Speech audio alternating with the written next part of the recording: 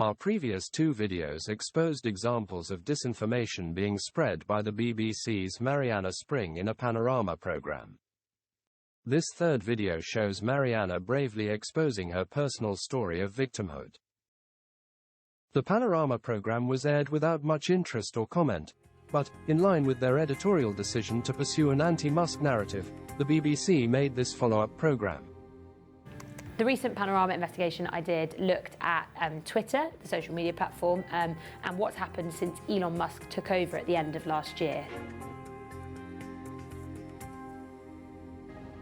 When I first saw that Elon Musk had tweeted me, it was quite early over here, and I had so many messages, and I thought, oh wow, what's happened?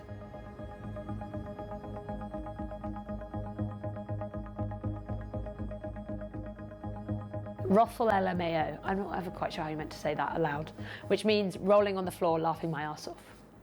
I sort of thought for a moment, oh, hang on a second. I've asked this man for an interview so many times, it feels like, and this is the first I hear? I've asked this man for an interview so many times, it feels like, and this is the first I hear? Marianna seems to be very put out that the person she dismissively calls, this man, doesn't seem to realize that she is from the BBC. I've asked this man for an interview so many times, it feels like, and this is the first I hear?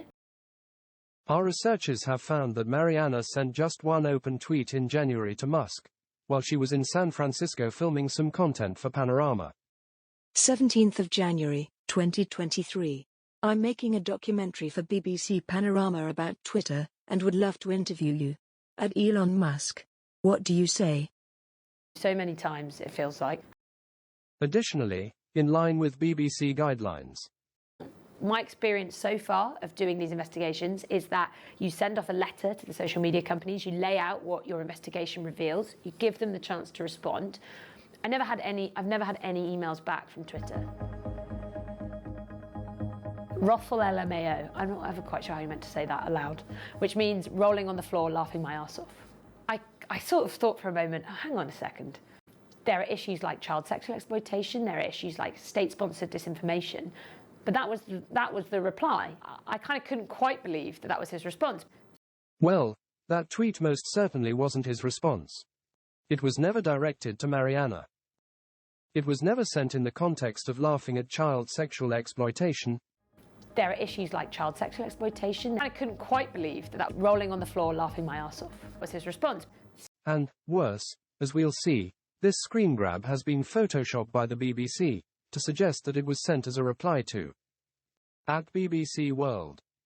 And, further, to give the false impression that it appeared in the timeline of that particular thread. Here is the story behind that tweet, and the BBC's deception in not explaining the quite different context and circumstances in which it was sent. In the early hours of March the 6th, BBC World posted this tweet, which was a teaser for Marianna's Panorama program, scheduled to be aired that evening. BBC World. March 6, 2023. 1:18 a.m. Twitter can't protect you from trolls anymore, insiders say. Soon after, Billy Marcus, who is a friend of Musk, and the founder of the cryptocurrency Dogecoin, posted this sarcastic comment in response to the BBC teaser. 4:57 a.m. Before Elon, I never heard anyone say anything mean to me ever. It was a beautiful utopia. Now I fear for my life daily. A couple of hours later, that tweet came up in Musk's feed and he replied to his friend. 7:27 a.m. Elon Musk. Literally ROFLMAO. Here is the original tweet, and this is the Photoshop version used by the BBC. It is doubtful that Elon Musk has heard of Marianna Spring.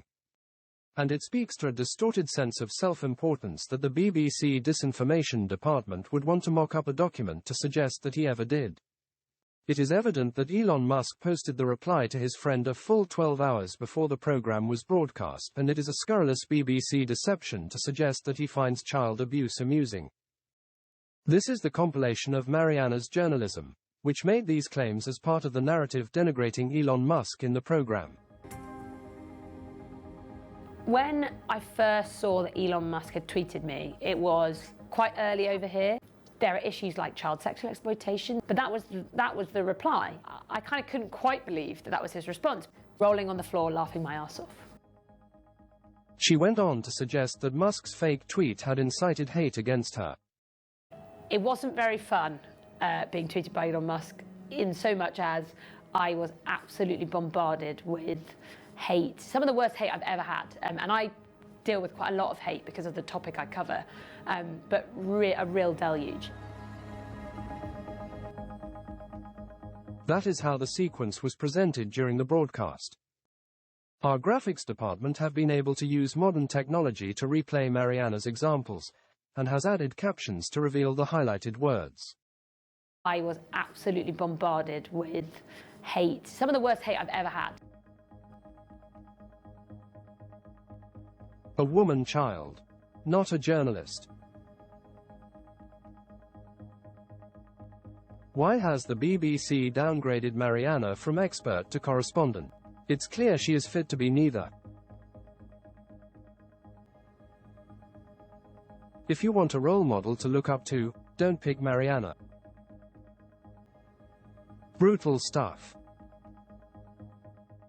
I was absolutely bombarded with hate. As our video number 14 showed, the International Centre for Journalism used their analytic tools to identify the grand total of 22 examples of what they call online violence directed towards Marianna.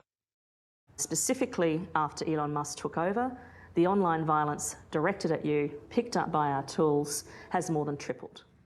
Specifically, after Elon Musk took over, the online violence directed at you, picked up by our tools, has more than tripled.